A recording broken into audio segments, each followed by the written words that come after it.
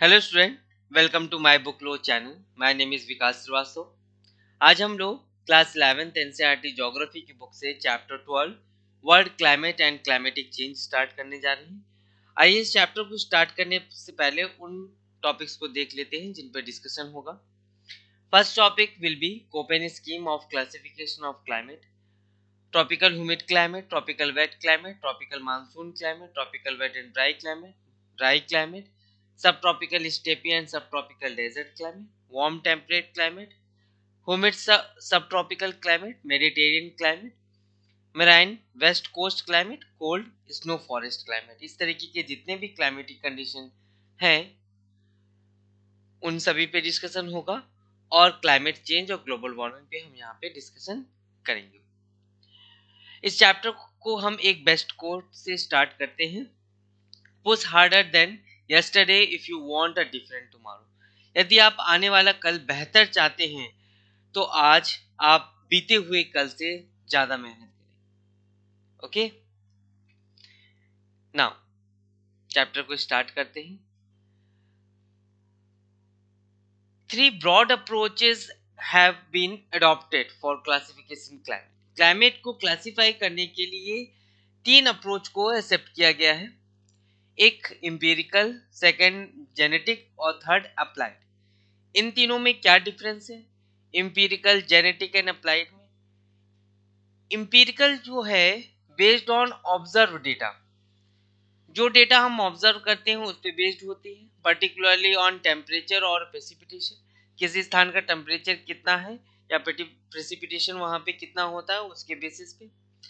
Genetic attempt to organize climate according to their causes. Okay, means attempt to organize climate according to their causes means climate को organize करना according to their causes means कारण के साथ, कि इस कारण की वजह से यहाँ पर ऐसा क्लाइमेटिक कंडीशन है, उस कारण की वजह से यहाँ पे ऐसा क्लाइमेटिक कंडीशन है, इस बेसिस पे। Applied classification is for specific purpose. Okay, किसी स्पेसिफिक पर्पस के लिए हमने इसको अप्लाइड कैटेगरी में रखा है।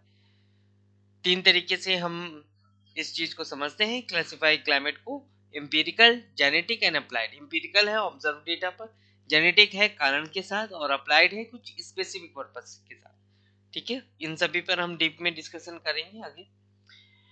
सबसे पहले हेडिंग हमने पढ़ी थी Koppen scheme of classification of climate. Koppen ने किस तरीके से क्लाइमेट को क्लासिफाई किया है वो देख लेते हैं। जो इंपिरिकल क्लाइमेटिक क्लासिफिकेशन है वो कोपेन के द्वारा ही डेवलप की गई है। कोपेन ने एक बहुत ही क्लोज रिलेशनशिप आइडेंटिफाई किया distribution of vegetation and climate के मध्य। He introduced the use of capital and small letter to designate climatic group and types. उन्होंने उस जो भी डिफरेंस उनको वहां पे मिला या जो रिलेशनशिप वहां पे मिला उन्होंने उसको क्लासिफाई किया है कैपिटल लेटर से और स्मॉल लेटर की मदद से।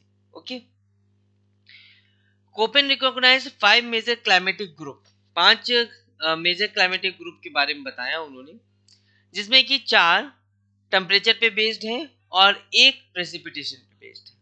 ओके, जैसे कि आप इस चार्ट में देख सकते हैं, capital letter A B C D E and H. Okay, ध्यान रखिएगा, एफ नहीं। ए ट्रॉपिकल, जहां पर average temperature of coldest month is 18 degree C और हायर हो। Dry climate, potential evaporation exceed precipitation. ठीक है, जहां पर इवापोरेशन ज्यादा होने की वजह से प्रेसिपिटेशन भी ज्यादा होता हो। Warm temperate, average temperature of coldest month of the climate year is higher than the -3 और बिलो 18 डिग्री सी। ओके, जो सबसे गर्म हो या एवरेज टेम्परेचर हो जिस लैटिट्यूड का, मिड लैटिट्यूड का, जिसके मध्य -3 से और 18 डिग्री के मध्य। ठीक है, से 18 डिग्री के मध्य। Sorry. Cold snow forest climate, average temperature of coldest month is -3 और बिलो, मींस एवरेज जो टेम्परेचर हो उस जगह का वो -3 या उससे भी कम हो, ऐसे एरिया को हम कोल्ड स्नो फॉरेस्ट कहते हैं। ये चैप्टर बहुत ही ध्यान से समझिएगा, क्योंकि यहाँ पर पूरे अर्थ में कितने तरह की क्लाइमेटिक कंडीशन है और क्यों है, या किस तरह जगह पे कौन सी क्लाइमेटिक कंडीशन है, उसकी वजह से वहाँ पे किस तरीके का वेजिटेशन होगा, ये सारी चीजें हम यहाँ पर समझेंगे। आपको किसी भी जगह की क्लाइमेटिक कंडीशन, या अगर आप फॉरेन जा रहे हैं या इंडिया में ही कई जगहों पे घूम रहे हैं, तो वहाँ की क्लाइमेटिक कंडीशन को समझने में या किस तरीके की वेजिटेशन उस जगह पे हो सकती है, ठीक है, उस पे काफी रिलेशनशिप यहाँ पे बताया जाएगा, समझाया जाएगा। ठीक है, उसको आप और भी कई चीजों से रिलेट कर सकते हैं, जैसे कि आर्ट एंड कल्चर से भी, क्योंकि बहुत से ऐसी जगह हैं जहाँ पर हमारी जगह के साथ वेशभूषा भी बदल जाती है। Okay, cold climate, average temperature for all month is below 10 degree C, मतलब कि एवरेज टेम्परेचर सभी महीनों में 10 डिग्री सी से भी कम है। Highland cold due to elevation, okay, elevation की वजह से, ऊंचाई की वजह से वहां पे कोल्ड होना, क्योंकि आप जानते हैं कि जैसे जैसे ऊपर पहुंचते हैं वैसे वैसे टेम्परेचर कम होता है। अब इसको इन्होंने सब कैटेगरी पर भी डिवाइड किया है, जैसे कि ट्रॉपिकल ह्यूमिड क्लाइमेट को इन्होंने ट्रॉपिकल वेट, ट्रॉपिकल मानसून और ट्रॉपिकल वेट एंड ड्राई पे डिवाइड किया है। ट्रॉपिकल वेट को इन्होंने एएफ, ट्रॉपिकल मानसून को एएम और ट्रॉपिकल वेट एंड ड्राई को एडब्ल्यू से रिप्रेजेंट किया है। Tropical wet, no dry season, कोई ड्राई सीजन ना हो, जहाँ पे tropical monsoon, monsoonal short dry season और tropical wet and dry, winter dry season. Okay, इस तरीके की ये ड्राई क्लाइमेट को, वार्म टेम्परेट क्लाइमेट को, कोल्ड स्नो फॉरेस्ट को कोल्ड क्लाइमेट और हाईलैंड, इन सभी का इन्होंने सब डिवीजन किया है। सभी को हम वन बाय वन समझते जाएंगे। ओके,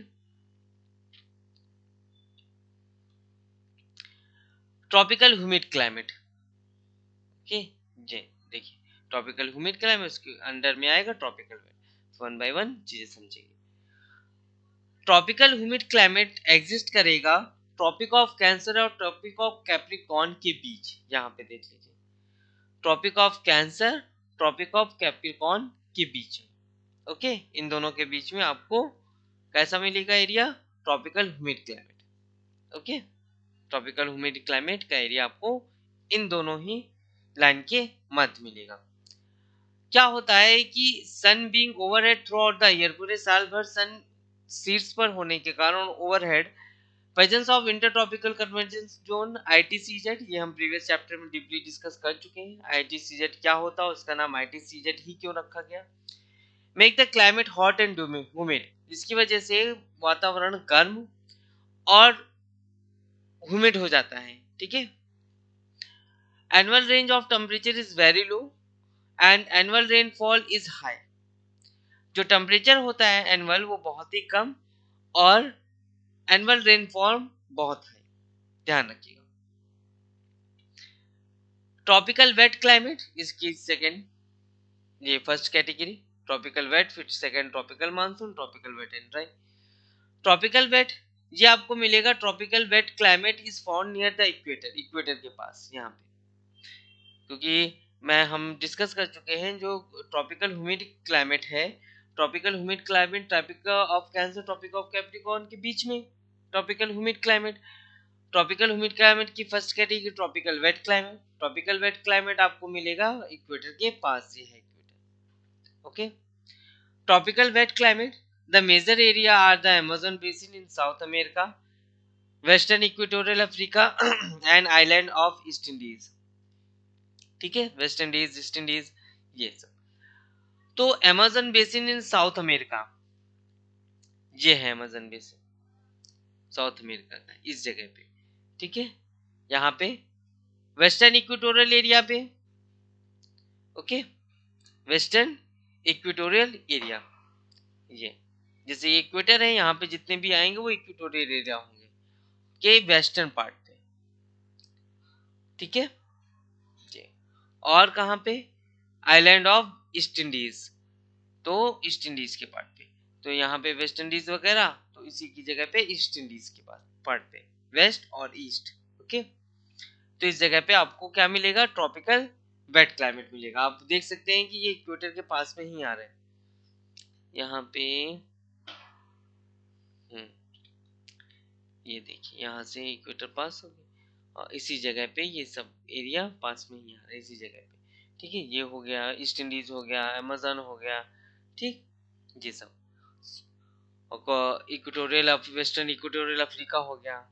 ये सिग्निफिकेंट अमाउंट ऑफ रेनफॉल यहाँ पे आपको देखने को मिलेगी एवरी मंथ। ठीक है, विद थंडर शावर आफ्टरनून, दोपहर के समय में थंडर शावर के साथ। टेम्परेचर इज यूनिफॉर्मली हाई और annual range of temperature is negligible. जो एवरेज रेंज ऑफ टेम्परेचर है वो नेग्लिजिबल है, मतलब नाम मात्र का है। ओके, एवरेज निकालते हैं लोग, annual range of temperature is negligible. ठीक, यूनिफॉर्म है क्योंकि एक जैसा ही रहेगा तो ज्यादा डिफरेंस आ नहीं रहा है। ठीक है, तो range of temperature is negligible होगी, annual range of. Maximum temperature इस एरिया पे क्या होगा डे का 30 डिग्री सी, जबकि मिनिमम टेम्परेचर क्या होगा इस एरिया का 20 डिग्री सी। इसी के मध्य में ही टेम्परेचर रहेगा दिन भर का। Tropical evergreen forest with dense canopy cover large biodiversity are found in this climate. ध्यान रखिएगा, जितने भी ट्रॉपिकल एवरग्रीन फॉरेस्ट हैं वर्ल्ड लेवल पे, वो ट्रॉपिकल वेट क्लाइमेट एरिया पे ही मिलते हैं।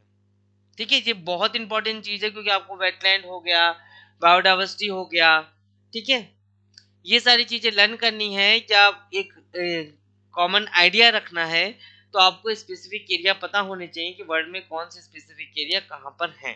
ठीक है, उसके बेसिस पे आप बहुत सी सारी सारी चीजें कॉमन सेंस पे ही निकाल सकते हैं। तो इस जगह पे आपको ट्रॉपिकल एवरग्रीन फॉरेस्ट देखने को मिलेंगे डेंस कैनोपी के साथ।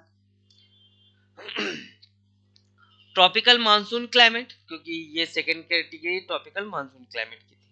ओके, ये आपको मिलेगा इंडियन सब कॉन्टिनेंट में, north eastern part of the South America और नॉर्दर्न ऑस्ट्रेलिया में। इंडियन सब कॉन्टिनेंट ये इस जगह पे, इसको पहले मैं रफ कर देता हूँ। ठीक है, इंडियन सब कॉन्टिनेंट और क्या कह रहे हैं, north eastern part of the South America and northern Australia.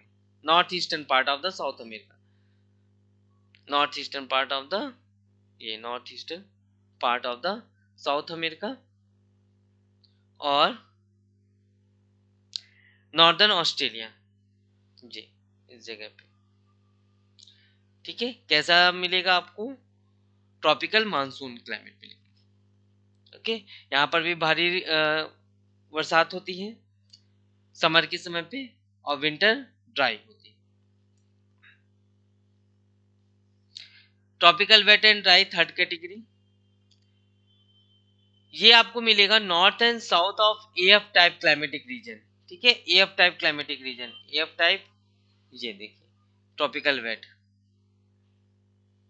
ठीक है, ट्रॉपिकल वेट जहां पे आपको मिलते हैं, ठीक है, जहां पे एरिया उसके नॉर्थ एंड साउथ में, north and south of the AF type climatic region. ठीक है, जहां पे एएफ टाइप क्लाइमेटिक रीजन मिलता है, एएफ टाइप का मतलब वेट। ठीक है, ट्रॉपिकल वेट जहां पे मिलता है उसके नॉर्थ एंड साउथ में, मींस क्या हुआ, एएफ आपको कहां मिलेगा, एएफ आपको मिलेगा इक्वेटर पे। तो इक्वेटर के मैक्सिमम नॉर्थ और मैक्सिमम साउथ पे आपको क्या मिलेगा, ये third category tropical wet and dry climate. Okay, it borders with climate on western part of the continent and CF or CW on the eastern part. Okay,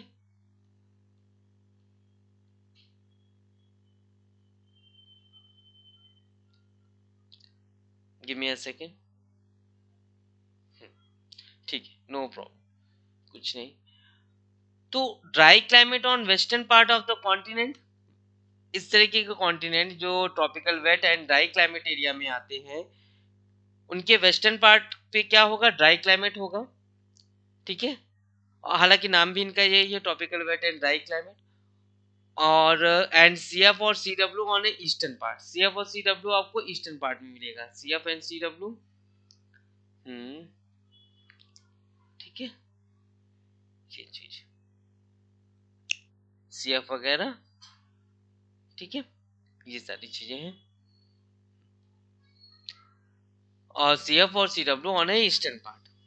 ठीक है, dry climate आपको western part में और tropical wet वगैरह eastern part पे आपको मिलेगा। Extensive AW climate is found to north and south of the Amazon forest in Brazil. AW का मतलब tropical wet and dry climate, ध्यान रखिएगा, ये बार बार आपको रिवाइज करना पड़ेगा कि AW क्या है, AF क्या है, ठीक है। AF ट्रॉपिकल वेट है, AW क्या है, tropical wet and dry climate है। Dry climate on western part ये हो गया। Extensive AW climate is found north and south of Amazon forest in Brazil. जहां पे अमेजन फॉरेस्ट मिलते हैं इसके नॉर्थ पोर्शन पे और इसके साउथ में, ओके। क्यों नॉर्थ एंड साउथ में? क्योंकि आप जानते हैं ऑलरेडी जहां अमेजन बेसिन है वहां पर तो आपको ट्रॉपिकल वेट मिलेगा, तो ट्रॉपिकल ड्राई एंड वेट आपको नॉर्थ एंड साउथ में मिलेगा, ठीक है, ड्राई एंड वेट क्लाइमेट। और कहाँ मिलेगा? Adjoining part of Bolivia and Paraguay. जहां बोलिविया पराग्वे है, ये पराग्वे और ये बोलिविया, यहाँ पर ध्यान रखिएगा। In South America Sudan and south of the central Africa, Sudan ये और south of the central Africa, ये सेंट्रल अफ्रीका पार्ट इसके साउथ, ओके। यहाँ पर वर्ष भर जो बरसात होती है काफी कम, okay, considerably less. Wet season जो होते हैं वो शॉर्टर होते हैं और ड्राई सीजन क्या होंगे? लंबे होंगे। विद ड्राउट, बाढ़ आदि के साथ या सूखा के साथ, being some more severe temperature is high throughout the year. साल भर कैसा टेम्परेचर रहता है? हाई। और diurnal range of temperature are greatest in the dry season. Diurnal range का मतलब दिन और रात के तापमान में अंतर, ठीक है, वो हमें काफी देखने को मिलता है, ओके। यहाँ पर आपको किस तरीके के फॉरेस्ट मिलेंगे? Deciduous, tropical wet and dry climate में। और tree shaded grassland occur in this climate. Tree shaded grassland मतलब कि पेड़ पौधों के साथ घास भी मिलेगी और डेसिडुअस फॉरेस्ट मिलेगी, ओके। जैसे कि यहाँ पर आपको ट्रॉपिकल वेट क्लाइमेट में आपको कैसे मिले थे? ट्रॉपिकल एवरग्रीन फॉरेस्ट, ठीक है। नाउ अब ड्राई क्लाइमेट की बात आती है, कैटेगरी बी, जो बी सिंबल से रिप्रेजेंट किया गया है। इसमें भी कई हैं, subtropical steppe, subtropical desert, mid latitude steppe, mid latitude desert, ठीक है। Arid and dry, arid and dry, arid and dry, arid and dry, ये कॉमन क्वालिटी है इनकी। Now dry climate are characterised by very low rainfall. Dry climate है तो बहुत ही कम rainfall होगा, नाम से ही पता चला है। Not adequate for growth of plant, जो कि प्लांट की ग्रोथ के लिए एडुकेट नहीं होगा, पर्याप्त नहीं होगा। जब पर्याप्त ही नहीं होगा तो प्लांट भी नहीं होंगे वहां पे, ठीक है। ये आपको मिलेगा area 15 degree to 60 degree north and south of the equator, ठीक है। 15 डिग्री यहाँ पे कहीं पे से 60 डिग्री, ठीक है, यहाँ पे कहीं। यही सेम चीज साउथ में भी, इसके बीच में आपको मिल जाएगा क्या? Dry climate, okay. At low latitude from 50 degree to 30 degree they occur in the area of subtropical high where the subsidence and inversion of temperature do not produce rainfall। ये subtropical high में आएगा 15 से 30 degree तक का, ये देख लीजिए।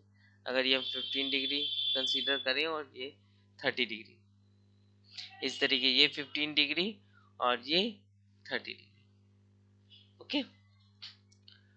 तो 15 डिग्री से 30 degree they occur in area of सब ट्रॉपिकल हाई, उसको हम सब ट्रॉपिकल हाई कहते हैं। Where subsidence and inversion of temperature do not produce rainfall, जहां पर इन्वर्जन होता तो है टेम्परेचर का मगर उसके कारण से रेनफॉल नहीं हो पाता, ठीक है, ध्यान रखिएगा। इनको डिवाइड किया गया है स्टेपी और सेमी डेरिड क्लाइमेट में, okay. Semi arid climate BS and desert climate में। स्टेपी कह लें या सेमी एरिड कह लें, पूरी तरीके से एरिड नहीं, सेमी एरिड या डेजर्ट क्लाइमेट कह लें, BW। They are further subdivided as subtropical steppe, subtropical steppe, subtropical desert at a latitude from 15 to 35, and mid latitude steppe and mid latitude desert at latitude between 35 to 60. ठीक है, 15 से 35 तक सब tropical steppe subtropical desert मिलेगा आपको। 15 से अगर थोड़ा सा और ऊपर पहुंच जाए 35 तक, ठीक है, तो कैसा मिलेगा, सब ट्रॉपिकल स्टेपी और सब ट्रॉपिकल डेजर्ट मिलेगा आपको, नॉर्थ और साउथ दोनों में। और अगर और ऊपर पहुंचते हैं 35 डिग्री से 60 डिग्री, यहाँ पे देख लीजिए, यहाँ तक, यहाँ पे अगर हम 35 करें और यहाँ तक, ठीक है, ये पोर्शन साउथ में भी और ये पोर्शन नॉर्थ में। तो यहाँ पे आपको मिलेगा मिड लैटिट्यूड स्टेपी और मिड लैटिट्यूड डेजर्ट। ओके, ध्यान रखिएगा। नाउ सब tropical steppe and subtropical desert, जो कि हम डिस्कस कर चुके हैं। सब ट्रॉपिकल स्टेपी और सब ट्रॉपिकल डेजर्ट जो 15 डिग्री से 35 डिग्री के मध्य होगा, have common precipitation and temperature characteristics, located in transition zone between humid and dry climate। humid और dry climate के transition zone पे जहां बदलाव हो रहे हैं, subtropical steppe receive slightly more rain than the desert. ठीक है, सब ट्रॉपिकल स्टेपी में डेजर्ट के कंपैरिजन में थोड़ी सी ज्यादा बारिश होगी, वरना अगर ना होती स्टेपी में भी तो इसको भी डेजर्ट घोषित कर देते। Okay, so subtropical steppe receive slightly more rainfall than desert, adequate enough for the growth of the sparse grassland, मतलब कि जो कि इतना पर्याप्त है कि घास उग सके। जो दोनों ही एरिया है सब tropical steppe subtropical desert था 15 से 35, okay, both both the hemisphere. यहाँ पे रेनफॉल जो है वो हाईली वेरिएबल है, हो भी कि नहीं भी हो कोई भरोसा नहीं है। ओके, और अगर होती भी तो बहुत ही कम समय के लिए होती है, थंडर शॉवर के साथ in desert and is ineffective in building soil moisture, जिसमें कि मतलब कि इतनी कम होती है बारिश कि सॉइल में मॉइस्चर तक भी नहीं आ पाते जिससे कि प्लांट ग्रो कर सके। ओके, वार्म टेम्परेचर क्लाइमेट सी, ठीक है, वार्म टेम्परेचर ये देखिए मैं दिखा देता हूँ चार्ट में, ये C warm temperate climate. Okay, humid subtropical Mediterranean और marine west coast. Warm temperate, warm temperate आपको मिलेगा जाके extend from 30 degree to 50 degree of the latitude mainly on eastern and western margin of the continent. ध्यान रखिएगा, ये जो 15 से हम बात कर रहे हैं इसमें 15 से 60 डिग्री तक, ठीक है, यहाँ से यहाँ तक, सर यहाँ पे तो ड्राई क्लाइमेट है, तो फिर आप ये कैसे कह सकते हैं कि 30 से 50 के बीच में वार्म टेम्परेट आ जाएगा। ठीक है, तो ध्यान से पढ़िएगा, ये स्पेसिफिकली कह रहे हैं ईस्टर्न और western margin of the continent, continent के ईस्टर्न और वेस्टर्न पार्ट पे।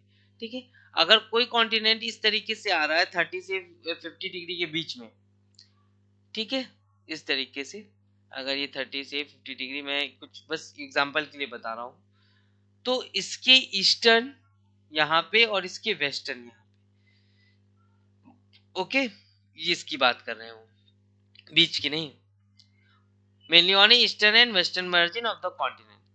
These climates generally have warm summer with mild winter. Summer तो बहुत गर्म होगा मगर विंटर थोड़ा सा माइल्ड होगा, मतलब कि पड़ता है, होता है विंटर मगर ज्यादा समय के लिए नहीं। ठीक है, they are grouped into 4 types. Subtropical, subtropical का मतलब जो कि dry in winter and hot in summer होंगे, CW है। मेडिटेरियन होंगे, ठीक है, ये पोर्शन, ये वाला। Okay, now humid subtropical no dry season and mild winter, कोई ड्राई सीजन नहीं जबकि विंटर थोड़ा माइल्ड होगा सब ट्रॉपिकल में।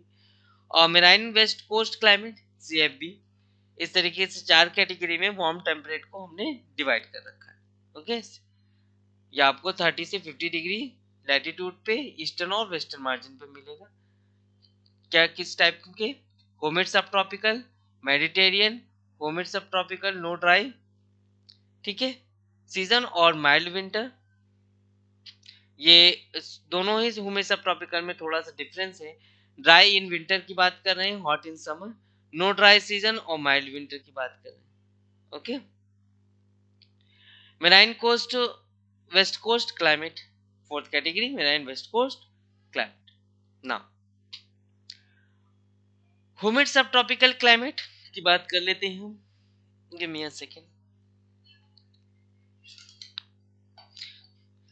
ह्यूमिड सब ट्रॉपिकल क्लाइमेट आपको मिलेगा पोल वर्ल्ड पे, ठीक है, ट्रॉपिक ऑफ कैंसर और ट्रॉपिक ऑफ कैप्रिकॉर्न से जब आप पोल वर्ल्ड जाएंगे, ठीक है, पोल की तरफ, तब आपको इस तरीके का ह्यूमिड सब ट्रॉपिकल क्लाइमेट देखने को मिलेगा, mainly in northern India plains और southern China interior plain. Basically आपको कहाँ देखने को मिलेगा, नॉर्दर्न इंडियन प्लेन में और सदर्न चाइना इंटीरियर प्लेन में, जैसे कि यहाँ पे आप देख सकते हैं। इसको मैं रफ कर देता हूँ।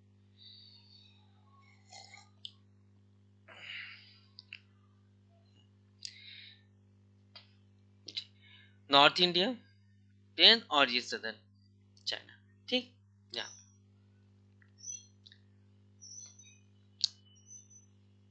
इंटीरियर प्लेन क्लाइमेट जो होगा सिमिलर होगा ए डब्ल्यू ध्यान आया, ए डब्ल्यू टेम्परेट, यहाँ पे tropical, wet and dry. Okay, A W tropical, wet and dry climate except that temperature in winter is warm. Winter के समय पे भी टेम्परेचर क्या होगा, वार्म होगा, ध्यान रखिएगा। मेडिटेरियन क्लाइमेट, मेडिटेरियन क्लाइमेट आपको ये इस तरीके का यूरोप वाला एरिया, ओके, ये जिसको हम CS से डिनोट करते हैं, along west coast of continent in subtropical latitude between 30 degree to 40 degree latitude, okay, 30 से 40 degree latitude west coast of continent, ठीक है, सब tropical latitude west coast of the continent 30 से 40 degree, central California, central Chile, along the coast in south eastern and south western Australia, यहाँ पे मिलेगा आपको, जैसे कि ये देख लें, ये कैलिफोर्निया यहाँ पे, ठीक है, तो central California, central Chile, central Chile में आपको देखने को मिलेगा ये चिली वाला पोर्शन है, ठीक है, और along the coast in south eastern and south western Australia, ध्यान रखिएगा, south eastern and south western, जी, अगर हम इस तरीके से डिवाइड करें तो south eastern and south western, okay, यहाँ पर आपको ऐसा क्लाइमेट मिलेगा, मेडिटेरियन क्लाइमेट।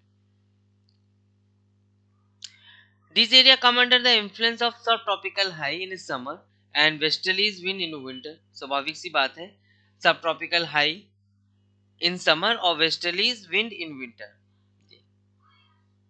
यहाँ पे वेस्टर्लीज चलेगी इस जगह पे, क्योंकि ईस्टर्लीज इधर और ये वेस्टर्लीज इधर, ओके।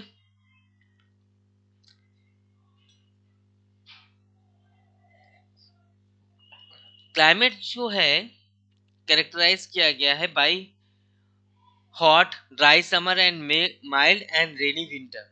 यहाँ पर कैसा रहेगा क्लाइमेट, बेसिकली हॉट ड्राई रहेगा, माइल्ड एंड रेनी विंटर रहेगा, ठीक है। इसी कारण से यहाँ पे हमें ज्यादातर वैसे फ्रूट्स या देखने को मिलते हैं जो कि रसदार होते हैं, ठीक है, क्योंकि यहाँ की क्लाइमेटिक कंडीशन ही ऐसी है, इस कारण से यहाँ पे फल वगैरह भी जूस वाले मिलते हैं, ठीक है, इनकी पैदावार ज्यादा होती है। मंथली जो एवरेज टेम्परेचर रहता है वो समर में 25 डिग्री और विंटर में 10 डिग्री सी, ओके, इसके बीच में ही, क्योंकि ये एक ऐसा टेम्परेचर है जिसमें कि जो कि बहुत ही अनुकूल है, ठीक है, ऐसा नहीं कि बहुत ज़्यादा ठंड है या बहुत ज़्यादा गर्मी जिसमें कि काम करने की इच्छा ना करे, ठीक है, तो क्लाइमेटिक कंडीशन पे डिपेंड भी करती है कि हमारा काम कितना प्रोडक्टिव और इफेक्टिव होगा, ओके। बहुत ज़्यादा ठंड भी नहीं पड़ रही, बहुत ज़्यादा गर्मी भी नहीं पड़ रही, दोनों ही कंडीशन में प्रॉब्लम होती है एडजस्टमेंट करने में, ओके। एनुअल प्रेसिपिटेशन आपको यहाँ पे 35 से 90 सेंटीमीटर ही मिलेगा, ज़्यादा भी नहीं है ना बहुत कम है कि बाढ़ आ जाए, ओके। हालांकि आपको सुनने को मिला होगा इटली वगैरह रोम में हाल में ही बाढ़ आई, वो बरसात की वजह से नहीं, मेन कारण उसका सी लेवल राइज है। ओके, ध्यान रखिएगा। ह्यूमिड सब ट्रॉपिकल क्लाइमेट, ओके, ये कैटेगरी, जी, ये वाली वार्म टेम्परेचर के अंडर में, ठीक है, ह्यूमिड सब ट्रॉपिकल। ओके, ना ह्यूमिड सब ट्रॉपिकल आपको मिलेगा eastern part of the continent in the subtropical latitude, means in this region the air mass are generally unstable and causes rainfall throughout the year। subtropical आपको latitude में, ठीक है, subtropical इधर, tropics इससे ऊपर सबट्रॉपिकल, ठीक है, इन सब जगहों पे आपको इस तरीके का मिलेगा क्लाइमेट, ह्यूमिड सब ट्रॉपिकल क्लाइमेट। सब ट्रॉपिकल तो इन्होंने खुद ही बता दिया किस एरिया में मिलेगा, नाम से ही पता चल रहा है ह्यूमिड है, थ्रू आउट द ईयर आपको यहाँ पे रेन मिलेगी, क्योंकि एयर मास स्टेबल नहीं होते जल्दी जल्दी। जो मैंने आपसे डिस्कस कर चुका हूँ कि एयर मास क्या करते हैं कि जो हीट होती है वो ऑब्जॉर्व करके आगे बढ़ जाते हैं, तो जगह खाली हो जाती है, तो दूसरी एयर मास इसका जगह ले लेती है, जैसे ये आगे बढ़े वैसे दूसरी एयर मास ने इसकी जगह ले ली, ठीक है, और वो गर्म हो गई, वो आगे बढ़ गई, ठीक, इस तरीके से बहुत तेजी से होता रहता है, तो लगभग साल भर आपको बरसात मिलेगी यहाँ पे। ये क्लाइमेटिक कंडीशन आपको कहाँ मिलेगी? Eastern United State of America, ठीक, southern and eastern China, southern Japan में मिलेगी, north eastern Argentina, coastal South Africa and eastern coast of Australia में मिलेगी। कहाँ कहाँ? Eastern United State of America, जी, ईस्टर्न पार्ट में, ठीक, और कहाँ मिलेगी आपको? Southern and eastern China, southern part में और ईस्टर्न चाइना में, और कहाँ मिलेगी आपको? Southern Japan and north eastern Argentina, southern Japan, ठीक है, और अर्जेंटीना, ठीक है जी, okay, north eastern Argentina, central coastal South Africa and eastern coast of Australia, coast South Africa coastal और ईस्टर्न कोस्ट ऑफ ऑस्ट्रेलिया, ये देख लीजिए ईस्टर्न कोस्ट ऑफ ऑस्ट्रेलिया इस जगहों पे, बाकी रब कर देता हूँ मैं,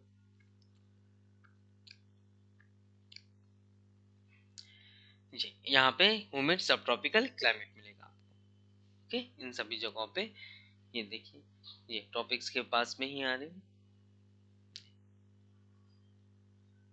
ठीक है, सब ट्रॉपिकल एरिया में ही आ रहे हैं, ये सब ट्रॉपिकल एरिया में आ रहे हैं, ओके ना।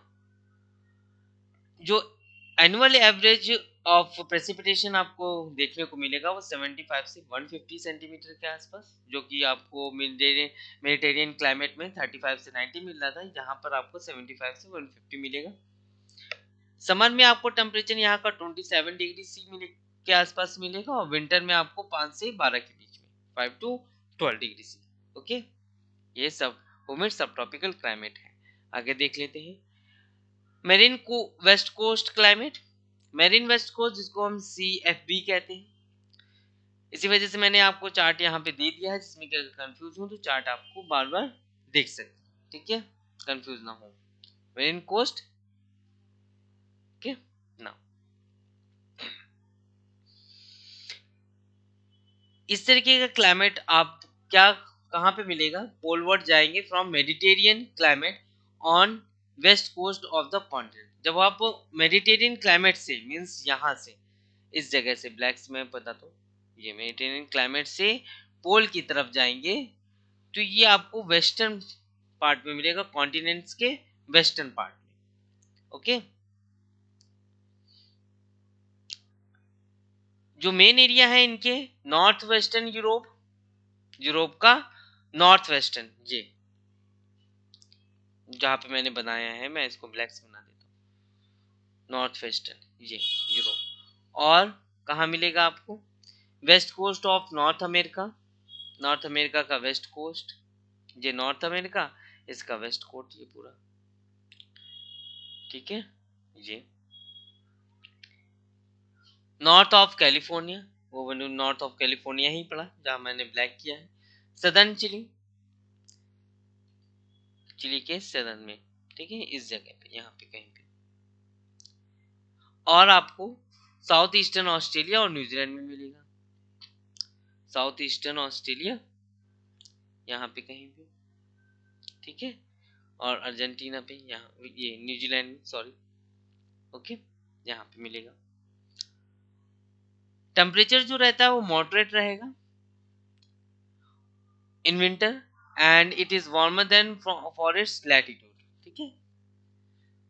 Main temperature in summer month range from 15 to 20 और विंटर में 4 to 10। ध्यान रखिएगा मेराइन वेस्ट कोस्ट क्लाइमेट क्या रहता है, समर में 15 to 20 डिग्री से रहता है यहाँ पर टेम्परेचर, और विंटर में 4 to 10 डिग्री से रहता है। प्रेसिपिटेशन आपको लगभग पूरे साल मिलेगा और ये आपको 15 से 250 सेंटीमीटर तक भी मिल सकता है। ओके, वेरी कर रहा है काफी ज्यादा। अल नीनो ला नीनो का भी इफेक्ट पड़ता है इस चीज पे। Cold snow forest climate, okay, cold snow forest climate आपको कहाँ मिलेंगे, occur in large continent area in northern hemisphere between 40 degree to 70 degree। अगर हम 40 north latitude in Europe, Asia and north America, ठीक है, 14 डिग्री से 70 डिग्री, अगर हम इनको रफ कर दें,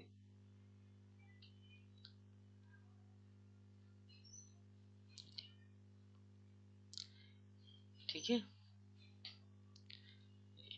अगर हम यहाँ पे 40 डिग्री के आसपास कंसीडर करें और यहाँ पे 70 डिग्री के आसपास, ठीक है, लैटिट्यूड, तो इसके बीच में मिलेगा आपको।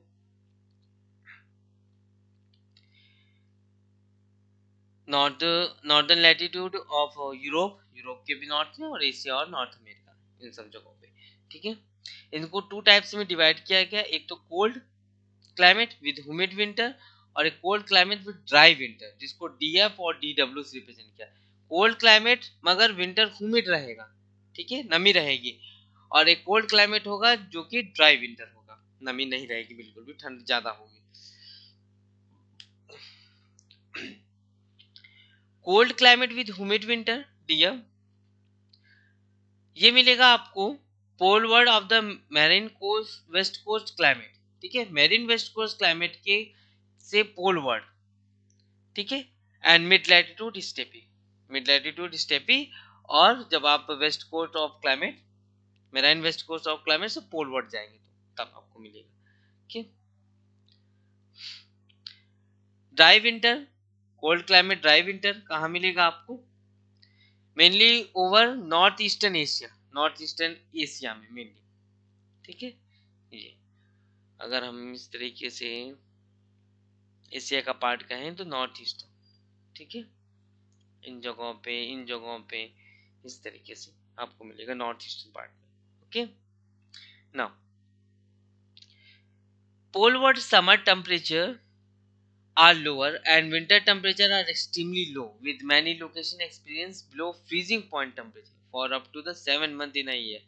precipitation occurs in summer। बताइए, जब आप पोलवर्ड जाएंगे समर में टेम्परेचर बहुत ज़्यादा कम मिलेगा, विंटर में तो और भी ज़्यादा कम मिलेगा, ठीक है, यहाँ तक कि फ्रीजिंग पॉइंट से भी कम टेम्परेचर मिलेगा, जैसे साइबेरिया वगैरह चले जाए, ठीक है, रसिया के नॉर्थ पार्ट में चले जाए, ठीक, ग्रीनलैंड या नॉर्थ अमेरिका, कनाडा ऊपर, ठीक है, नॉर्थ पोर्शन पे प्रेसिपिटेशन आपको समर में देखने को मिलता है और बाकी समय में बहुत ही ज़्यादा ठंड रहती है, ठीक है, जबकि एनुअल प्रेसिपिटेशन बहुत कम होता है 12 to 15, इससे ज़्यादा नहीं, मगर ठंड बहुत होती है, okay. polar climate exists poleward beyond 70 degree latitude। polar climate consists of two type, tundra and ice cap, ठीक है। पोलर क्लाइमेट एक कैटेगरी होगी इसमें, ठीक है, जिसमें टुंड्रा और पोलर आइस कैप आएंगे, ओके। कोल्ड क्लाइमेट जब आप कहाँ जाएंगे 70 डिग्री से भी ऊपर, जबकि हमने यहाँ पर बात करी थी 40 से 70 की बात मध्य, ठीक है, 40 डिग्री और 70 डिग्री के मध्य यहाँ पे कोल्ड स्नो फॉरेस्ट क्लाइमेट मिलेगा, ठीक है, जिसको हमने ह्यूमिड और ड्राई विंटर में सेपरेट करा था। अब इससे भी ऊपर आप जाते हैं, 70 से भी ऊपर, ठीक है, ये 70 आ गया। इससे भी अगर आप ऊपर जाते हैं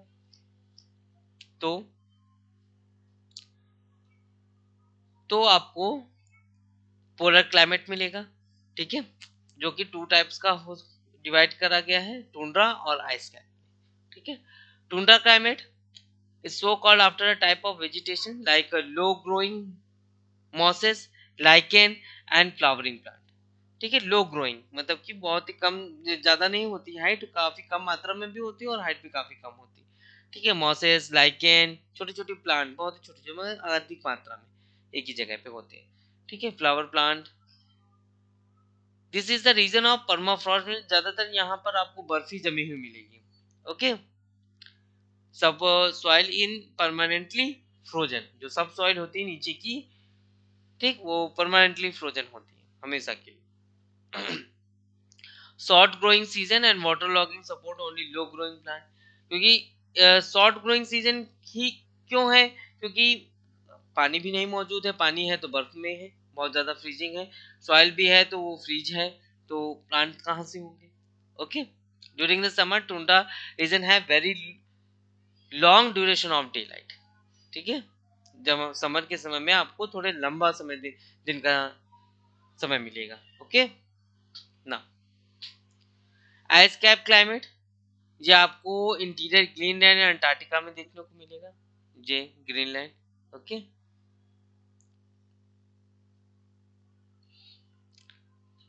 even in summer the temperature below the freezing point, यहाँ पर तो समर में भी बारिश का तो नामो निशान नहीं हो, जो फ्रीजिंग पॉइंट से भी नीचे भी टेम्परेचर रहता है, ओके।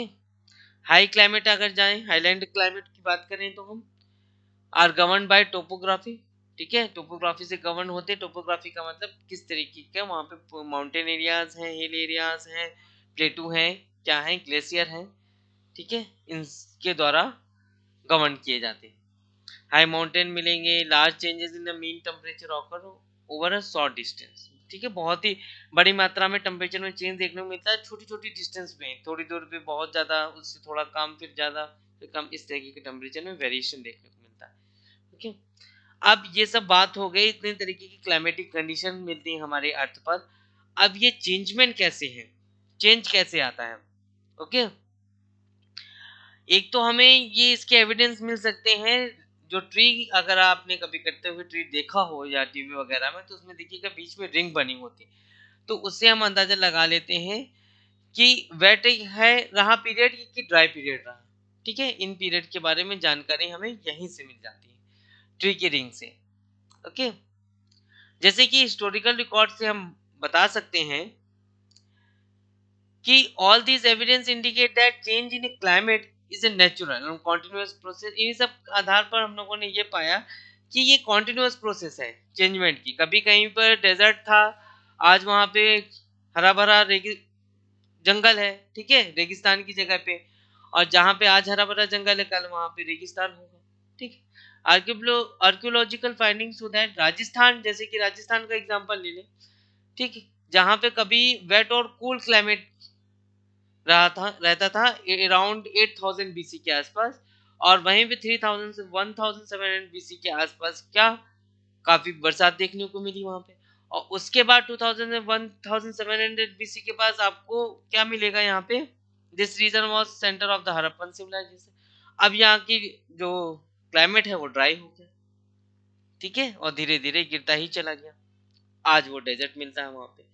तो इस तरीके से हमें एविडेंस के आधार पर हम बता सकते हैं कि ये एक कॉन्टिन्यूअस प्रोसेस है, जो आज जहाँ जो चीज हरी भरी है कल वहाँ रेगिस्तान होगा, जो आज जहाँ पे रेगिस्तान है कल वो हरी भरी होगी। ये एक प्रकृति का नियम है, ये कह लीजिए, ठीक है, नेचर्स लॉ कह लीजिए। यही सेम साइकिल ह्यूमन के साथ भी चलती है, यही सेम साइकिल नेचर के साथ भी चलती है, ओके, चाहे कोई कुछ भी कर दे। क्लाइमेट इन रिसेंट पास, जैसे कि 1990s में हम देख सकते हैं कि सबसे ज्यादा गर्म टेम्परेचर हमें फील करने को मिला ऑफ द सेंचुरी, ठीक है। 1930 के दौरान ड्राउट आए, south western Great Plains of the United State describe the Dust Bowl, जिसको हमने डस्ट बाउल कहा। आज आप देख लीजिए वहाँ पे कितना हरा भरा है, कितने बड़े बड़े खेत हैं, ठीक है, जो 1930 में डस्ट बॉल कहा जाता था। ओके, तो कितना रैपिडली आप चेंजमेंट देख सकते हैं। A number of times Europe witnessed warm, wet, cold, dry period। हमें एविडेंस से पता चलता है कितनी बार यहाँ पे यूरोपियन रीजन में वार्म रहा क्लाइमेट, वेट रहा, फिर ड्राई रहा, इस तरीके से चेंजमेंट आते चले गए, ठीक है। Significant episode were the warm and dry condition in the 10th and 11th century. 10th और 11th सेंचुरी के आसपास हम यहाँ पे वार्म एंड ड्राई कंडीशन पाते थे, ठीक है, जब यहाँ पे वाइकिंग सेटल हुए, ठीक है, when the Viking settle in Greenland. कारण क्या है क्लाइमेटिक चेंज का? They can be grouped into astronomical and terrestrial causes. Astronomical और टेरेस्ट्रियल कॉजेज में हम इनको सब डिवाइड कर सकते हैं। एस्ट्रोनॉमिकल कॉजेज जैसे कि changes in solar output, okay, sun spot activities, जैसे कि सन पे जो सन स्पॉट देखने को मिलते हैं आज, वो भी कम ज्यादा होते रहते हैं, उसकी वजह से जो सोलर आउटपुट है वो भी अर्थ तक कम ज्यादा मात्रा में पहुंचता है, ठीक है। जब इस तरीके का वेरिएशन देखने को मिलता है तो हमें क्लाइमेटिक चेंज भी देखने को मिलता है इसी के साथ ही, ठीक। अनदर एस्ट्रोनॉमिकल थ्योरीज मिलन कोविच ने दी थी, which infers cycles in the variation in the earth orbital characteristic around the sun, wobbling of the earth and changes in the earth axial tilted। मतलब कि जो इस तरीके से अर्थ टिल्टेड है अपने एक्सिस पे, ये कभी एंगल चेंज हुआ करता था, धीरे धीरे ये एंगल चेंज हो रहा है, उसी तरीके से क्लाइमेटिक कंडीशन में भी चेंजमेंट आ रहा है, ठीक है। ये सभी चीजें क्या बदलाव लाती हैं इंसुलेशन में, ठीक है, जो सन से इंसुलेशन मतलब हीट आ रही हो उसको रिसीव करने में, अगर चेंजमेंट जरा से भी एंगल में हुआ तो जिस जगह पे गर्म पड़ रही थी ज्यादा वहां पे एक और ठंडा पड़ने लगे, ठीक है। तो ये तो सारा एंगल का खेल है, which in turn might have bearing on climate, ठीक है। ये सब इसी वजह से क्लाइमेटिक में कंडीशन में चेंजमेंट आते हैं। या वॉल्केनिज्म की बात कर लें हम क्लाइमेटिक चेंज लाने में, क्योंकि जब वॉल्केनिक इरप्शन होता है तो बहुत ज्यादा मात्रा में एरोसोल निकलते हैं, वो एरोसोल एटमॉस्फेयर में जाके फैल जाते हैं ऊपर, और जिसकी वजह से सन की जो रेडिएशन है वो अर्थ पर उस जगह पर बहुत ही कम पहुंचती है, ठीक। इससे क्या होगा, वहां की क्लाइमेटिक कंडीशन चेंज हो जाएगी। जब सन रेज कम पड़ेगी तो वहां पे जो प्लांट्स हैं उनमें भी वेरिएशन देखने को मिलेगा, या जो स्पीसीज है उनमें वेरिएशन देखने को मिलेगा। जब ये सारी चीजें बदल जाएंगी तो धीरे धीरे धीरे करके वो परमानेंट हो जाएंगी चीजें, ओके। अभी रिसेंट पिनाटोबा और एल्सियानो वोल्केनिक इरप्शन की के कारण हमें ये चीज देखने को मिली, average temperature of the earth fell to the some extent for some year, ठीक है। कुछ जो एवरेज टेम्परेचर रहता था अर्थ का वो हमें गिरा हुआ देखने को मिला था, ठीक है। Concentration of green house gases in atmosphere which likely to cause global warming, ये सब हम डिस्कशन कर चुके हैं इससे प्रीवियस वाले चैप्टर पे, ठीक है। Green house gases, type of green house gases, कैसे ये ग्लोबल वार्मिंग का कॉजेस बनती है, ये सारी चीजें ना। आप जानते हैं ये ग्रीन ग्लोबल वार्मिंग क्या कारण यही है, ग्रीन हाउस गैसेस का, कार्बन डाइऑक्साइड वगैरह अदर, ठीक है, लाइक ग्रीन हाउस गैसेस, जैसे कि यहाँ पर भी कुछ एग्जांपल दिए गए हैं। Primary green house concern today are carbon dioxide, major cause carbon dioxide का है, फिर सीएफसी क्लोरोफ्लोरोकार्बन हो गए, CH4 मीथेन हो गए, N2O नाइट्रस ऑक्साइड हो गई, O3 ओजोन हो गई, ठीक है। और कुछ और भी गैसें हैं जैसे कि NO nitric oxide, CO carbon monoxide, जो कि बहुत ही आसानी से ग्रीन हाउस गैसेस के साथ रिएक्शन करती हैं और इस तरह के कंसंट्रेशन पे इफेक्ट डालती है, ठीक है, इन गैसों के कंसंट्रेशन पे इफेक्ट डालती है। सबसे ज्यादा आपको एटमॉस्फेयर में कार्बन डाइऑक्साइड मिलेगी और ये मेजर कॉज बनती है ग्रीन हाउस इफेक्ट का, ओके। और जो कि फॉसिल फ्यूल्स के जलाने पर सबसे ज्यादा उत्सर्जित होती है, ऑयल, गैस, कोल, ओके। और ये सीएफसी जो कि धीरे धीरे ऊपर उठ के एटमॉस्फेयर में क्या करती है, ओजोन लेयर को डिस्ट्रॉय कर रही है, जैसे कि आपने प्रीवियसली चैप्टर में या क्लासेस में पढ़ा होगा कि ओजोन लेयर में होल हो गया अंटार्कटिका के ऊपर, तो मेजर कॉज सीएफसी है, ठीक है। क्या करती है वो O3 के साथ रिएक्शन करके उसको ब्रेक कर देती है O2 और प्लस O में, ठीक है।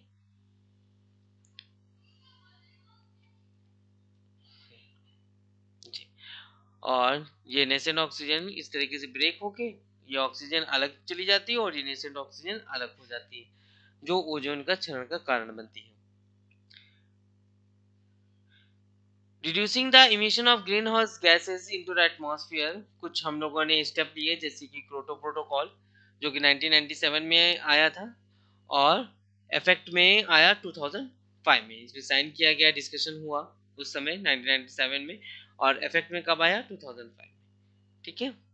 Annual average near surface air temperature of the world approximately 40 degree से, ये आपको जो एनुअल एवरेज है नियर सरफेस, ठीक है, ये 40 डिग्री सी के आसपास रहता है अर्थ का। ओके, सो इस चैप्टर में इतना ही। Thank you so much for watching this video. इस वीडियो में जितनी भी पीडीएफ्स आपसे डिस्कस की गई हैं सब आप भी माई बुकलो ऐप पे से डाउनलोड कर सकते हैं। अगर कोई प्रॉब्लम होती है तो आप वहाँ पे कांटेक्ट कर सकते हैं, टीचर से भी और अदर से भी। Okay, thank you so much for watching this video.